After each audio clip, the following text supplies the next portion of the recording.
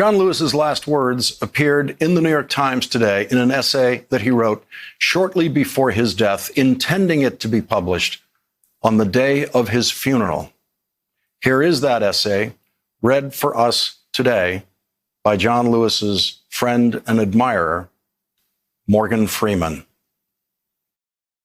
While my time here has now come to an end, I want you to know that in the last days and hours of my life, you inspired me.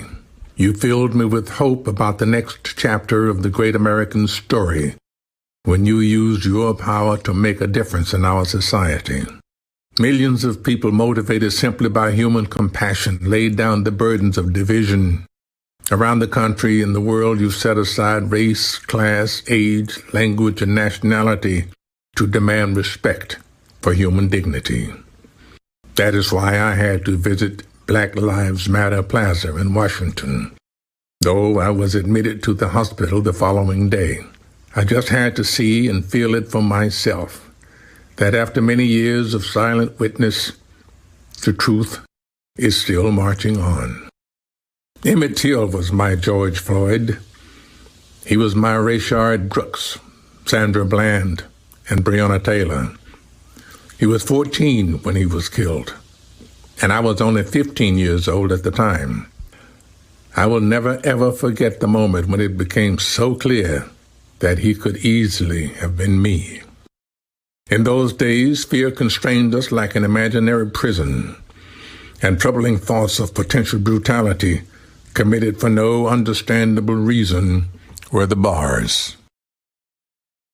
Though I was surrounded by two loving parents, plenty of brothers, sisters, and cousins, their love could not protect me from the unholy oppression waiting just outside that family circle. Unchecked, unrestrained violence and government-sanctioned terror had the power to turn a simple stroll to the store for some Skittles or an innocent morning jog down a lonesome country road into a nightmare. If we are to survive as one unified nation, we must discover what so readily takes root in our hearts that could rob Mother Emanuel Church in South Carolina of her brightest and best, shoot unwitting concert-goers in Las Vegas, and choke to death the hopes and dreams of a gifted violinist like Elijah McClain. Like so many young people today, I was searching for a way out, or some might say a way in. And then I heard the voice of Dr. Martin Luther King Jr. on an old radio. He was talking about the philosophy and discipline of nonviolence.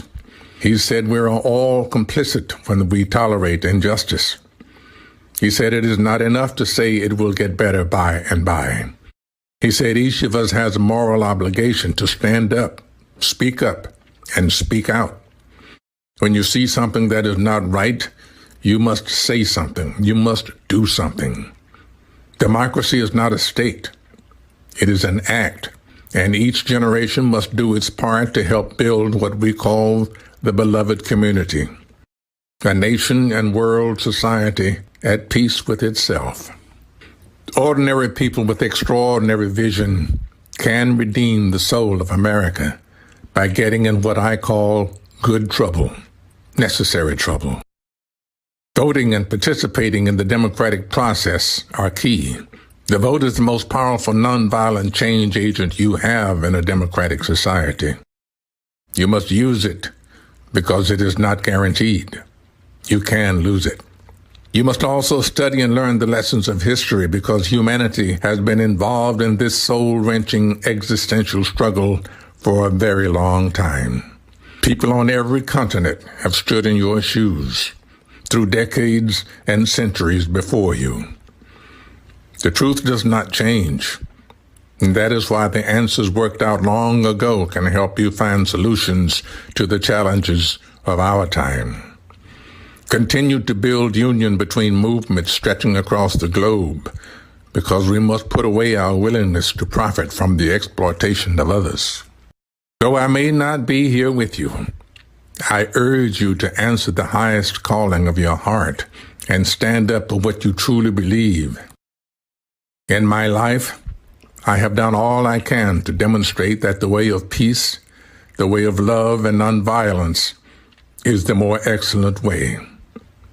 Now it is your turn to let freedom ring.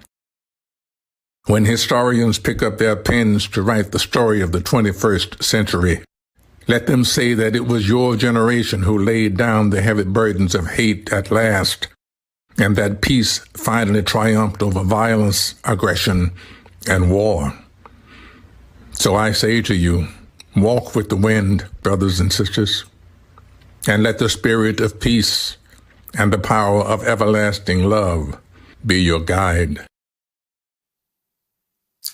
John Lewis gets tonight's last word through the voice of his friend, Morgan Freeman.